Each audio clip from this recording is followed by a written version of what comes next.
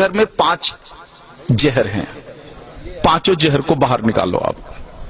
केवल डायबिटीज नहीं, आपके जीवन के सारे रोग खत्म हो जाएंगे। रसोई घर को जो बिगाड़ा है इन लोगों ने, 5 जहर रसोई घर में प्रवेश करा करके बिगाड़ा है। उसमें से उजला आटा यानी गेहूं का आटा, मैदा एक जहर, उजला नमक दूसरा जहर यानी आयोडीन नमक, ये दूसरा जहर है। तो गेहूं छोड़ा तो कहां जाना है? बाजरी, जवारी, मकई, मड़ुआ के पास जाना है, जौ के पास जाना है। उजला नमक अगर छोड़ना है तो कहां जाना है? सेंधा नमक पर जाना है, काला नमक पर जाना है, आपके यहां के सांभर झील के नमक पर जाना है। यह शुद्ध नमक है। तो दूसरा जहर हुआ। तीसरा जो जहर इन्होंने डाला है चीनी। चीनी का पिंड छोड़ो, चीनी बंद कर दो। चीनी की जगह जितनी इच्छा है उतना गुड़ खाओ, भूरा खाओ, खांड खाओ। ये डायबिटीज की अच्छी दवा है। गुड़ डायबिटीज की अच्छी दवाओं में से एक है। हमारे यहां जितने डायबिटीज के मरीजों की चिकित्सा होती है ना, सबको लिख के देता हूं प्रिस्क्रिप्शन पैड पर, प्रतिदिन गुड़ खाओ। हाँ, रसगुल्ला खाने का मन है जरूर खाओ, गुड़ वाला खाओ। जिलेबी खाने का मन है जरूर खाओ, गुड़ वाली जिलेबी खाओ। बालूशाही खाने का मन है, गुड़ वाली खा लो। जितना मीठा खाने का मन है खाओ, गुड़ वाली खा लो। तो तीसरा जो जहर है वो आपका चीनी है। हाँ। और जो चौथा जहर है वो है रिफाइन। हाँ, इस रिफाइन को बाहर निकालो। ये तेल नहीं है। आर्थराइटिक्स भी सबसे ज्यादा राजस्थान के लोगों को है। आर्थराइटिक्स, घुटने का दर्द, कमर का दर्द, माताओं को तो है ही, 100% राजस्थानी माताओं को है ये। कारण आपने इस शरीर को तेल और घी तो दिया नहीं, तेल के नाम पर रिफाइन दिया और घी के नाम पर बटर ऑयल दिया। कहते हो घी खाते हैं, लेकिन वास्तव में वो बटर ऑयल है, घी नहीं है। आप कहते हो तेल खाते हैं, तेल नहीं खाते, रिफाइन खाते हो आप।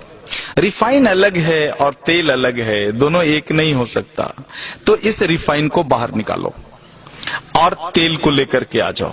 तेल सरसों का हो सकता है, तिल का हो सकता है। आपके यहां अच्छा राई, सरसों, तिल, ये 3 चीजें तो मैं जानता हूं, और शायद कुछ मूंगफली का भी बढ़िया हो सकता है। ये सारी चीजें हैं। 2 विरुद्ध चीजें हैं, एक सूर्यमुखी और सोयाबीन। इनके चक्कर में मत पड़ना, ये दोनों खतरनाक हैं। तो इस तरह से रसोई घर से अगर कुछ चीजों को आप बाहर निकाल दो।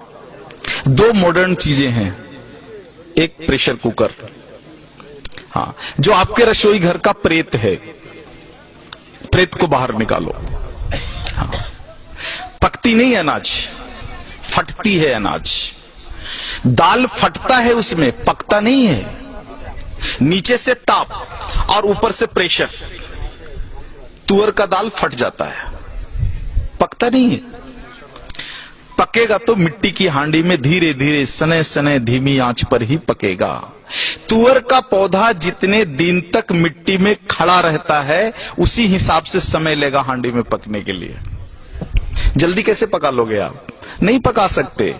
वो मिट्टी में 10 महीने तक खड़ा रहा है तो 10 मिनट तो लेगा ना चूल्हे पर पकने में। आप फटाफट 2 मिनट में पका लोगे, पकता नहीं, फट जाता है। अनाज को, फटा हुआ अनाज खाओगे तो गड़बड़ तो होगी ही, पका हुआ अनाज खाओ। प्रेशर कुकर में कोई भी अनाज नहीं पकता, केवल फटता है। तो इस प्रेत को बाहर निकाल दो। और दूसरा प्रेत तो कम है, जो है फ्रिज। हाँ, इसको बाहर निकाल दो। शरीर को अग्नि चाहिए। फ्रिज की सारी वस्तुएं शरीर के अग्नि को खराब कर देने वाली है। शरीर में अग्नि नहीं होगा तो पचेगा ही नहीं, और पचेगा नहीं तो सड़ेगा, और सड़ेगा तो वायु निकलेगा, और वायु निकलेगा तो पता है वायु क्या क्या करता है? पूरे शरीर में उपद्रव करता है। पैरालिसिस इसी में से आया हुआ है, हार्ट अटैक इसी में से आया हुआ है, ब्रेन हैमरेज इसी में से आया हुआ है। तो ये 2 प्रेत को निकाल दो, और इन वस्तुओं को अगर आप निकाल दो रसोई घर से बाहर, तो बचा हुआ 25% डायबिटीज वहीं खत्म हो जाता है।